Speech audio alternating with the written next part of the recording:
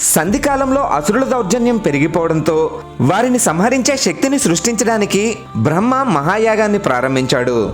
వేల సంవత్సరాల పాటు కొనసాగిన బ్రహ్మయాగం నుండి రక్తదాహంతో భయంకరమైన కృత్య ఉద్భవించింది. కృత్య రక్తదాహం చూసి లోకానికి ప్రమాదకరమని భావించిన బ్రహ్మదేవుడు కృత్యని ఖడ్గంగా మార్చేశాడు. అసుర సంహారం చెయ్యమని శివుణ్ణి ప్రార్థించి ఖడ్గంగా మారి రక్తదాహంతో ఉన్న కృత్యని శివుడికి అప్పగించాడు. శివుడు ఆ ఖడ్గాన్ని పట్టుకుని విశ్రాంతి లేకుండా లోకంలో ఉన్న అసురులందరినీ సంహరించడంతో కొందరు అసురులు ప్రాణభయంతో పాతాళానికి వెళ్లి దాక్కున్నారు.